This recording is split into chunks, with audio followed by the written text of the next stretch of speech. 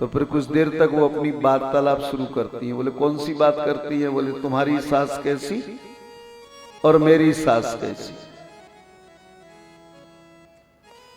बहुओं के पास में बात करने के लिए क्या है? दोनों मिल जाए तो केवल सास की बुराई है। और कई महाराज सासू इकट्ठी बैठ जाए, अरे तुम्हारी बहू तो बहुत अच्छी है पर भाग तो हमारे फूट गए। बोले क्या बात है? अरे हमारी बहू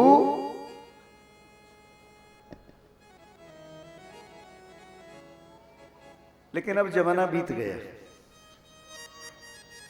आज की बहू को इतना समय नहीं है कि वो सास के पास बैठ पाए, और न सास को इतना समय है जो बहू की खोज खबर ले ले। अब तो सास के हिस्से में क्या आता है? सास के हिस्से में आते हैं इनके बच्चे। श्री राधे,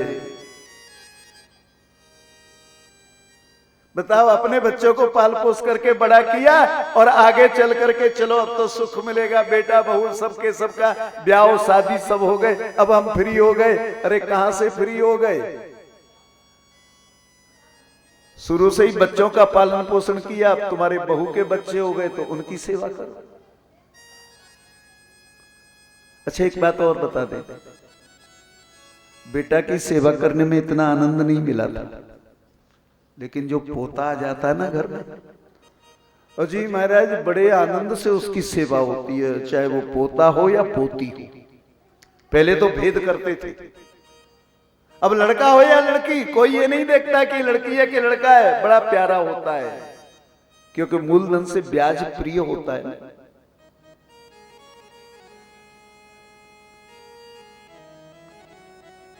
तो ये अच्छा भी है, क्योंकि अब दिन भर अकेली सास घर में बैठेगी तो समझ लो फिर उसका मन नहीं लगेगा, बोर हो जाएगी।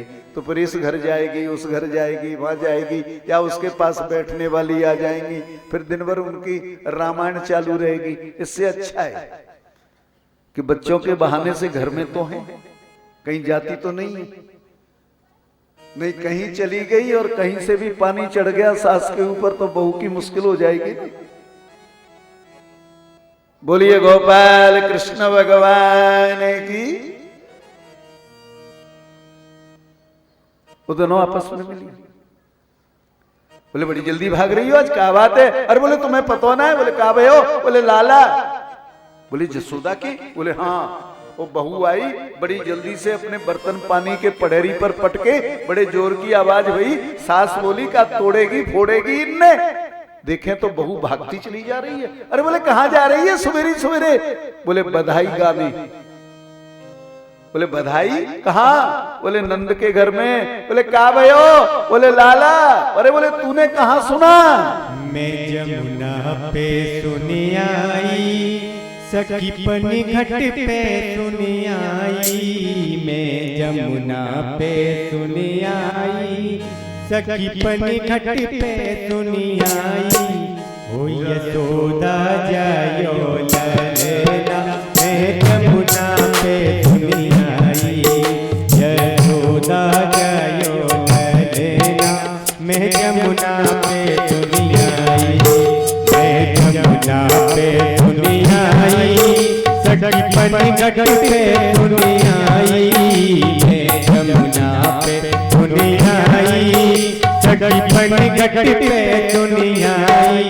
ओ यशोदा जायो ललना, मैं जमुना पे सुनी आई। यशोदा जायो ललना, मैं जमुना पे सुनी आई।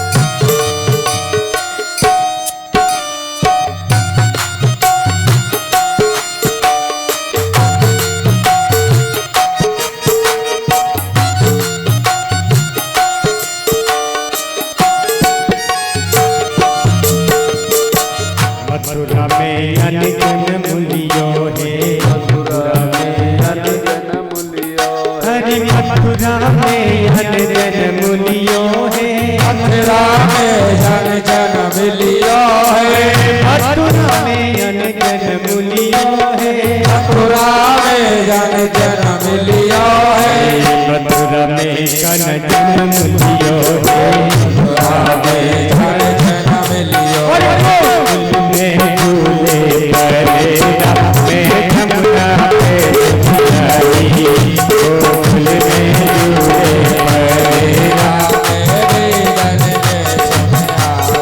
वही यशोदा जायो परेरा में जमुना पे आई, यशोदा जायो परेरा मेरे रन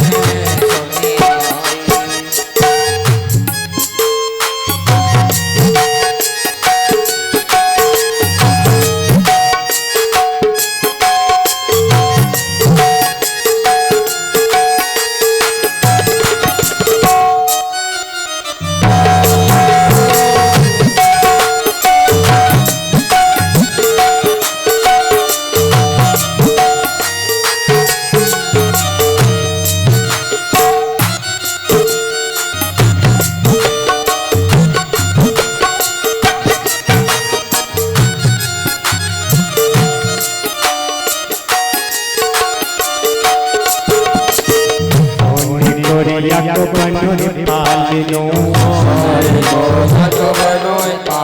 हाय काहे कोरिया को बनो रे पालिनो, अरे काहे कोया को बनो पालिनो, काहे कोया को बनो रे पालिनो, अरे काहे कोया को बनो पालिनो, बनो रे पालिनो, बनो पालिनो, काहे कोरिया को बनो रे पालिनो, कोया को बनो पालिनो, एक लागे पूजे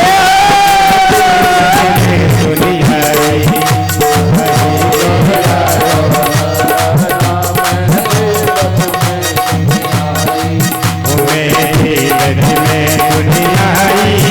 सखियन घट पे दुनिया आई, दुनिया आई, सखी मन घट पे दुनिया आई, मैं घट घट पे दुनिया आई,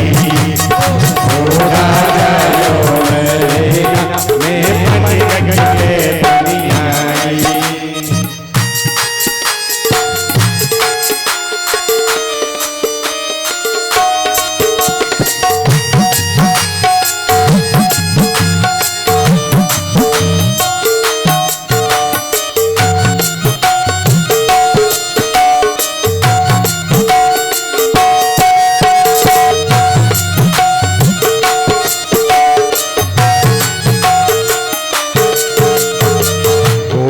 नंद यशोदा गोरी,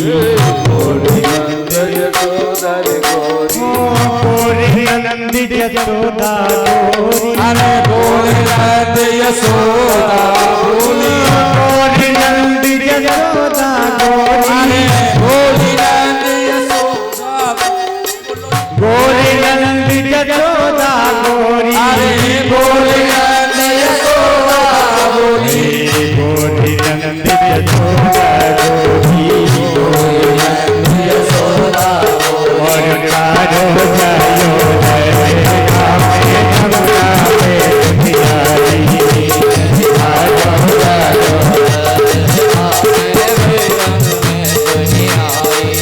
ओ यशोदा जायो ललेला, मैं जमुना पे दुनिया आई, ओ यशोदा जायो ललेला मेरे रतने सोनिया आई, ओ यशोदा जायो ललेला, मैं जमुना पे दुनिया आई, यशोदा जायो ललेला मेरे रतने सोनिया आई। बोलिए बाबा कृष्णलाल की जय। मैया के दरवाजे पर सबरे ब्रजवासी बधाई ले लेके आ गए हैं, बधाई बांट रहे हैं।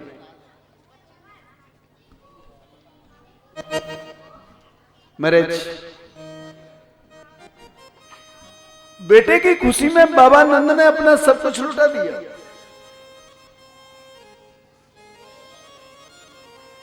कुछ बचा या नहीं?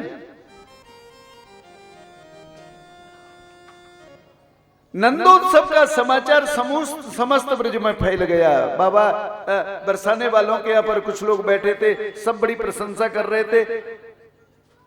बृषभान जी ने पूछा क्या बात है? अजी क्या बताएं, नंद के लाला भयो लाला। अरे बोले वाह, कितनी खुशी की बात है, नंद के लाला भयो। बृषभान जी को बड़ी प्रसन्नता हुई। एक वहां बैठा, बोले काय को लाला? अरे भैया क्या बात है, ऐसी बात क्यों कर रहे हो?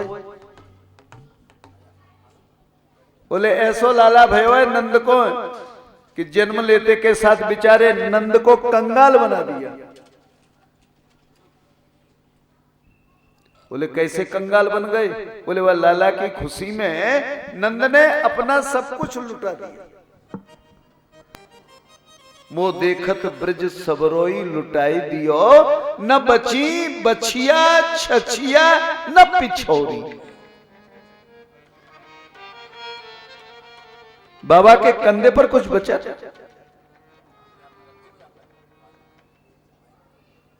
कंधे का जो पटका था ना, वो भी लुटा दिया।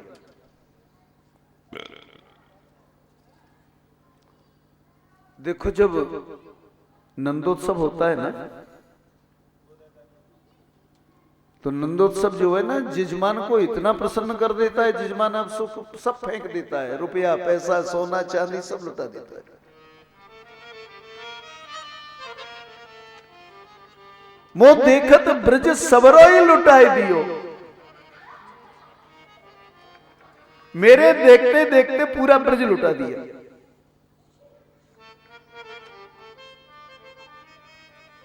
बृषभान जी पहुंचे नंद के घर में। नंद जी ने बड़ा सुंदर स्वागत किया।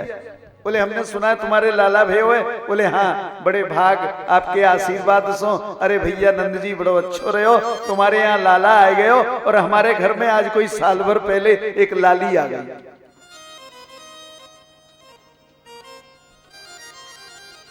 बृषभान जी के यहाँ कौन आ गया था? राधा जी।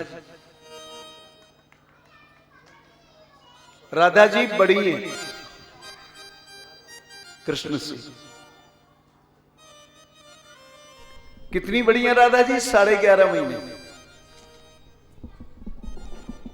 राधा जी का जन्म मां के गर्भ से नहीं हुआ है। राधा जी तो वृंदावन में तुलसी के पेड़ के नीचे बृषभान जी को मिली थी। सवेरे ही सवेरे बृषभान जी गए थे अपने वृंदावन में। एक तुलसी के पेड़ के नीचे राधा जी खेल रही है, चारों तरफ देख रहे हैं कौन की लाली कौन की लाली। मैरिज कोई ने, किसी ने नहीं कहा हमारी बेटी है, ले आए और अपनी पत्नी बड़े प्रेम पूर्वक दे दिया उनको। रानी कीर्तिदा से कहा देखो हमें एक लाली मिली है, तुम इसको पालन पोषण करो, काऊ की होगी तो ले जावेगो, नहीं तो हमारे घर में बनी रहेगी।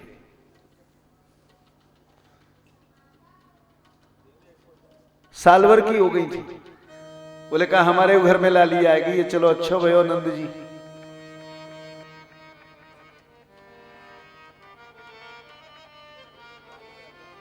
चल पड़े।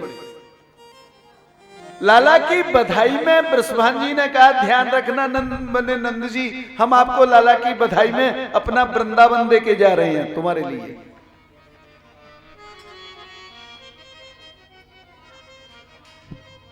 हम अपना वृंदावन तुम्हें दे रहे हैं, लेकिन कहीं तुमसे कोई मांगने वाला आ जाए तो यार वृंदावन को तुम किसी को लुटा मत देना, क्योंकि ये तुम्हारी संपत्ति नहीं है, ये तो लाला की बधाई में हमने दिया है इसको।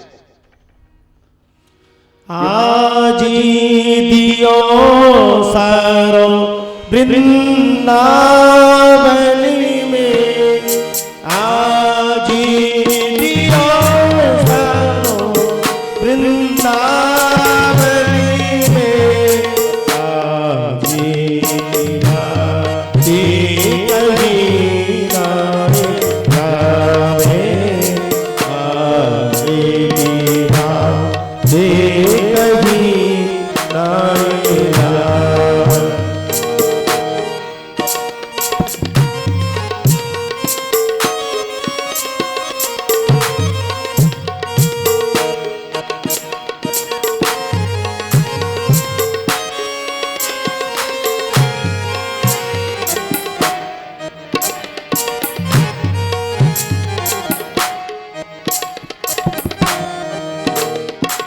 सभी सखी आई मिलनी को बधाई, सब सखी आई मिलनी को बधाई। आजी की बाती सुनी रही पाई, आजी की बाती सुनी रही पाई। मोह देखत ब्रज सब रोई लुटाई दी। इसलिए नंद को ताकीद कर दी, बोले ध्यान रखना ये वृंदावन किसी को देना मत।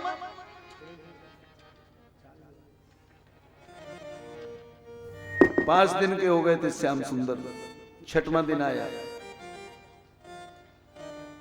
नंद जी जो है राजा कंस का वार्षिक कर चुकाने के लिए मथुरा चले गए थे, वार्षिक कर चुकाया।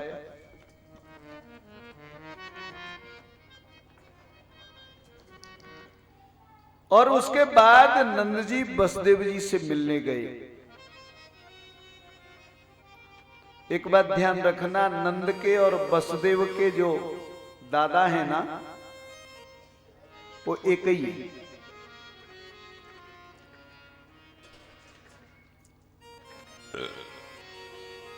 नंद भी राजा देवमीड के पोते हैं और वसुदेव भी राजा देवमीड के पोते हैं। नंद के पिता पर्जन्य है और वसुदेव के पिता सूरसेन है।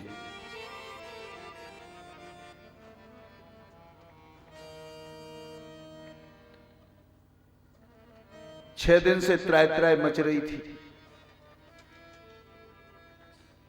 वसुदेव जी मिलने के बाद पूछते हैं नंद जी से, बोले नंद जी आप कब से आए हो ब्रज से? बोले कि मैं आज ही आया हूं। बोले जल्दी से वापस लौट के अपने गोकुल चले जाओ, मुझे लगता है कि गोकुल में कोई उत्पात होने वाला है। मुझे लगता है कि गोकुल में किसी प्रकार का कोई उत्पात होने वाला है, इसलिए आप चले जाओ।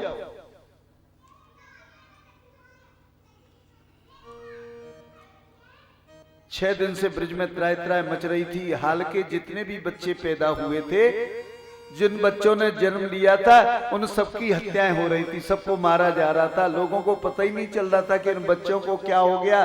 जन्म लेने के कोई 2 दिन में, कोई 4 दिन में, कोई 6 दिन में वो मृत्यु के घाट उतर रहा था।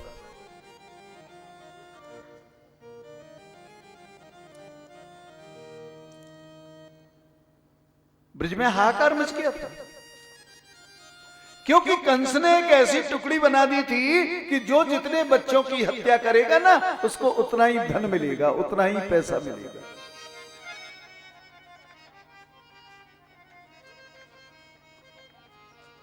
लेकिन अभी यह पता नहीं चल पाया था कि कंस का शत्रु कौन है।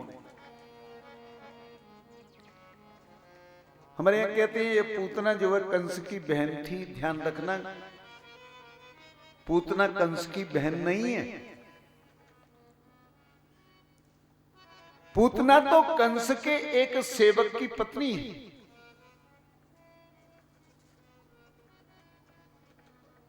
और वो सेवक जो है ना, वो बंदी गृह में है।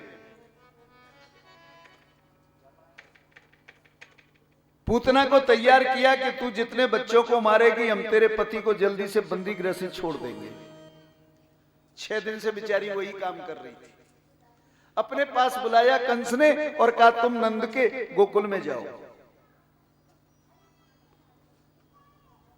पूतना 6 दिन से बच्चों की हत्या कर रही थी, तो उसका मन में गिलानी हो गई, बहुत गिलानी हो गई। कहा राजन मैं अब काम नहीं करूंगी। सुमन कंस ने पूतना को धमकी दे दी, अगर तुम नहीं जाओगी तो जानती हो मैं तुम्हारे पति को मृत्युदंड दिलवा दूंगा। पति की रखवाली करनी थी, इसलिए बेचारी जा रही है। यानी बड़ा सुंदर श्रृंगार किया।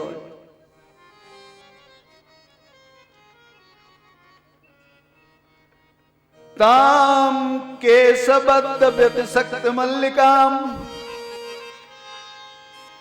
बृहद नितंबस्तन कृक्ष मध्यमाम सुवास संकंपित कर्णभूषण तसोल्ल सत्कुंतल मंडिता ननौ। बड़ी सुंदर सी बेणी गूंथी और बेणी गूंथने के बाद इसमें मल्लिका के पुष्पों से उसे सजाया। कानों में चमकने वाले रत्नों के कुंडलों से कानों को सुशोभित किया। बड़ा सुंदर परिधान इसने पहना और अपने बृहद नितंबों के ऊपर बड़ी सुंदर सी कनक मेखला इसने धारण की। जिस समय गर्दन हिलाती थी तो उस समय उसके कानों में लगे हुए कुंडल चमक जाते थे, तो मुखमंडल की शोभा बढ़ जाती थी, बड़ी सुंदर लग रही थी। नंद के गोकुल में प्रवेश करती। चौपाल पर बड़े बूढ़े बैठे थे, 4-6 दिन से नंद के लाला की चर्चा चल रही थी, कैसो है कैसो है। अब जब स्त्री को देखा, बड़े बूढ़ों की नजर पड़ी। एक ने पूछा, रे लाला ऐसी चमकनी सी औरत हमारे गांव में कहां से आई है, कौन से गांव की है, कहा नाम है? सब देख रहे हैं, जवाब कोई नहीं दे रहे हो। तो एक बोले मैं जानू या देवी को? बोले कौन है ये? बोले क्या ये बैकुंठ की कमला है, कमला लक्ष्मी। या के पति ने नंद के घर में बेटा बनके जन्म लियो है, इसलिए बेचारी बहुत दिनों से पीड़ित है गई ना, तो अपने पति से मिलने के लिए नंद के घर में आई। को कहत यह कमला बाई अपने पति को देखन आई। कहत यह कमला बाई अपने पति को देखन आई। एक कहत यहाँ मैं यहाँ जानी, एक कहत यही है हम जानी।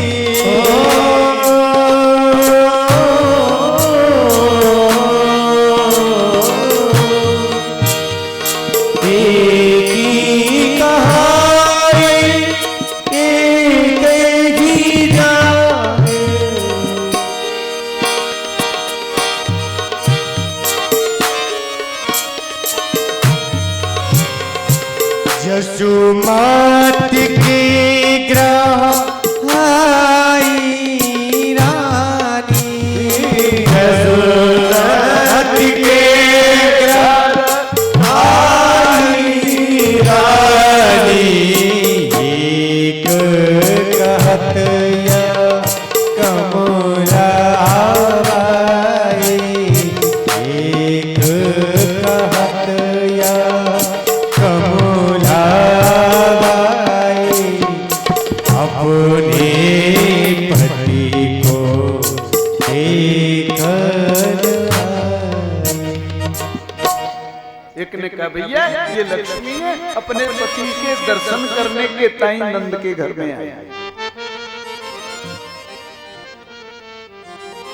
या पूतना ने घर के बाहर से आवाज लगाई, अरे यशोदा जी तुम्हारे पामन लागू। देखो यशोदा जी जो थी ना, तीसरे नंबर के नंद की पत्नी थी यशोदा, तीसरे नंबर के नंद।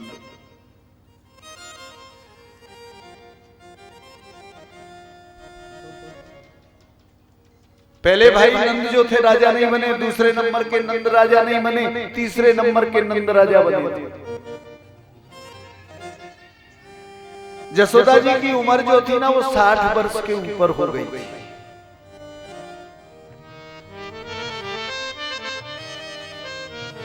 ब्रज की जितनी बड़ी बूढ़ी औरतें जितनी भी थी वो सबकी सब जो है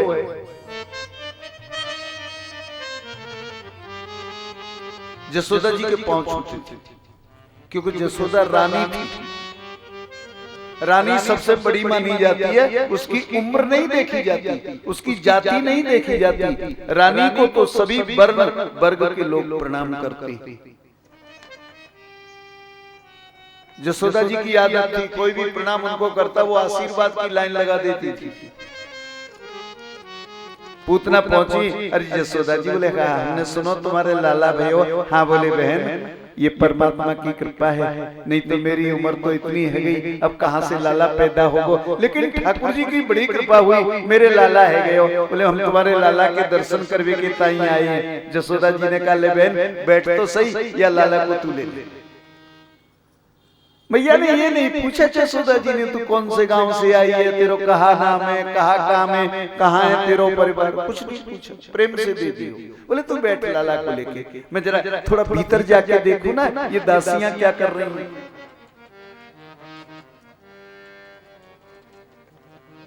जसोदा जी चली गई, कन्हैया को गोद में सुलाया जसोदा। कन्हैया ने पूतना के मुखमंडल को देखे और मुखमंडल को देखते के साथ साथ कन्हैया ने किलकारी मार के हंसना शुरू कर दिया। बड़े चिन्ह में पड़ गई पूतना, ही तो बड़ी किलकारी मार के हंस रहे हो। पूतना को भी प्रसन्नता हुई। कन्हैया ने संकेत किया, देख तू चाहती थी ना कि मैं तेरा बेटा बन जाऊं, मैं तेरा बेटा बन जाऊं, देख आज मैं तेरा बेटा बनकर के तेरी गोद में सो रहा। पूतना को एहसास करा रहे हैं। क्यों करा रहे हैं? क्योंकि ये पूतना पहले जन्म में राजा बलि की बेटी थी, रत्ना।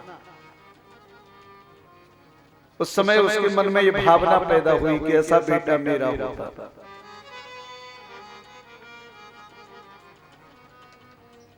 ऐसा बेटा मेरा पैदा होता, ऐसा बेटा मेरा पैदा होता।